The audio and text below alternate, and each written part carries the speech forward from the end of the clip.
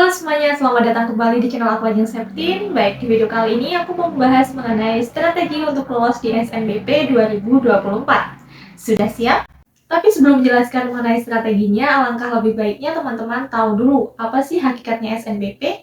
SNBP merupakan singkatan dari Seleksi Nasional Berbasis Prestasi. Jadi yang digunakan dalam penilaian di SNBP ini merupakan prestasi teman-teman, baik prestasi akademik maupun non-akademik. Prestasi akademik yang dimaksud adalah nilai rapor teman-teman dari semester 1 sampai dengan semester 5 bagian pengetahuannya. Seperti tadi yang udah aku sampaikan bahwasanya tidak hanya prestasi akademik tetapi juga prestasi non-akademik. Jadi apabila teman-teman memiliki piagam atau sertifikat yang didapatkan selama menjadi siswa SMA tetapi di bidang-bidang lomba non-akademik seperti misalnya karate, taekwondo, dan lain sebagainya, itu juga bisa dilampirkan untuk penunjang nilai di SNBP.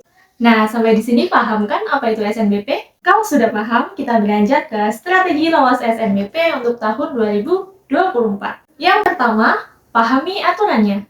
Nah, ini untuk aturan biasanya setiap tahun itu bisa berubah ataukah sama. Nah, perubahan-perubahan aturan itu nanti akan disampaikan saat live streaming dari BP3 atau Panitia Penyelenggara SNBP. Jadi buat teman-teman khususnya yang kelas 12, aku saranin kalian harus selalu mantengin Instagramnya BP3 SNBP ini untuk mendapatkan informasi terupdate mengenai SNBP 2024. Strategi yang kedua adalah pemilihan serta pengurutan jurusan dan juga kampusnya. Perlu kalian ketahui bahwasanya urutan kampus dan juga jurusan yang kalian pilih nantinya di SNBP itu sangat mempengaruhi kelolosan kalian saat pengumuman nanti. Oleh karena itu, dari sekarang berlatihlah untuk mengurutkan jurusan karena ada strateginya. Strateginya apa? Strateginya tempatkan jurusan dengan kualitas paling baik di urutan nomor 1.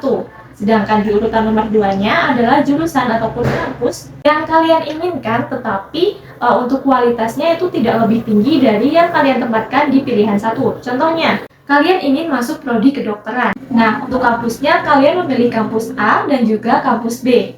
Kampus A kedokterannya itu memiliki akreditasi A, sedangkan di kampus B kedokterannya itu memiliki akreditasi B.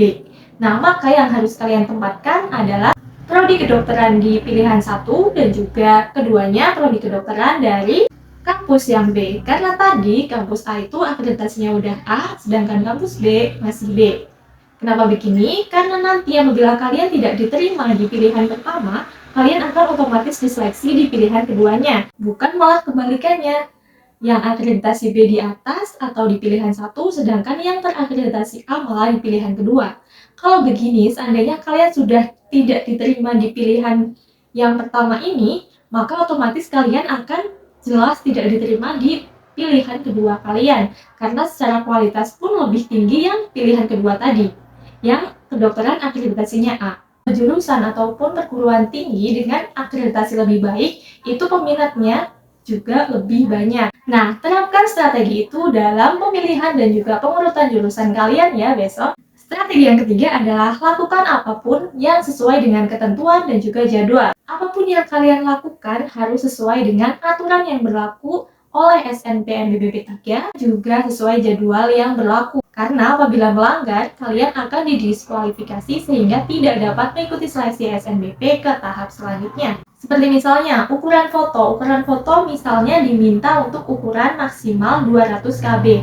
Nah, kalian malah memasukkan foto dengan ukuran 400 KB, itu maka jelas ditolak alias didiskualifikasi sehingga kalian tidak bisa lanjut untuk seleksi. Kan sayang banget ya karena kesalahan fatal di administrasi. Oleh karena itu, perhatikan baik-baik aturannya dan juga jadwal pengunggahannya supaya kalian mendapatkan kesempatan lebih besar untuk lolos ke tahap selanjutnya. Yang ketiga yang selanjutnya adalah trik membaca peluang nilai rapor. Nah, aku kasih tahu ya triknya.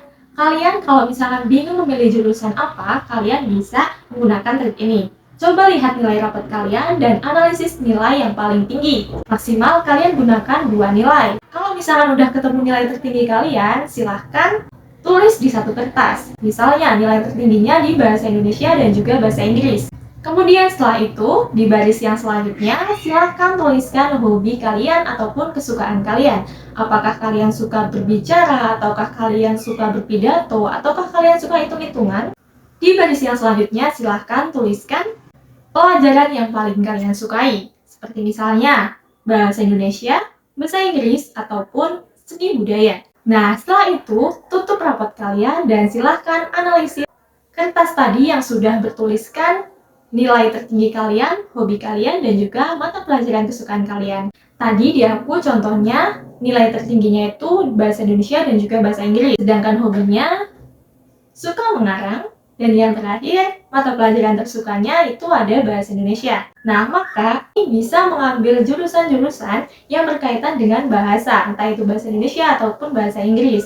Contohnya, jurusan pendidikan bahasa Indonesia, pendidikan bahasa Inggris, atau sastra murni, sastra Inggris murni, sastra Indonesia murni, bahkan hubungan internasional atau ilmu komunikasi.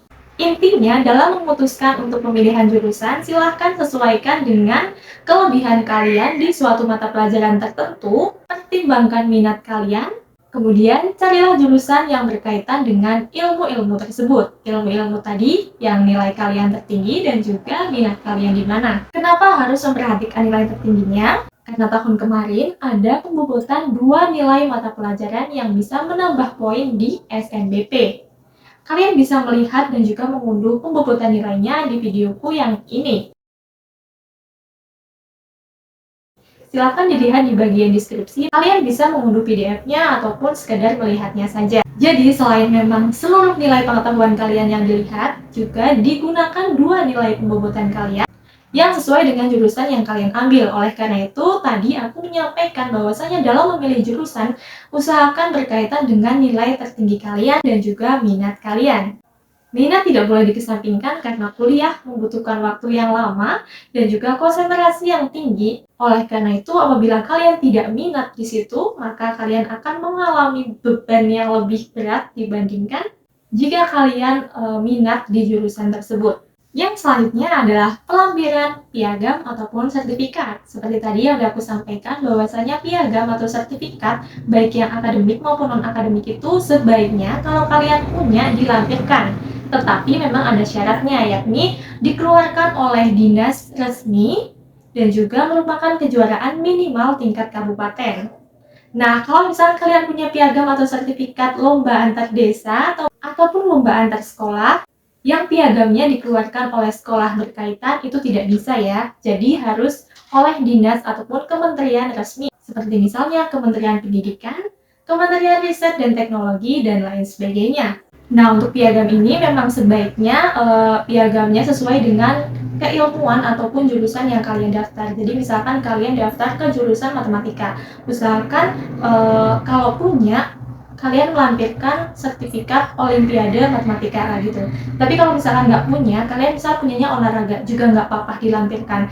Pokoknya kalau misalkan kalian punya sertifikat ataupun piagam yang kalian dapatkan di masa kalian menjadi seorang siswa SMA atau SMK, maka lampirkan saja ya.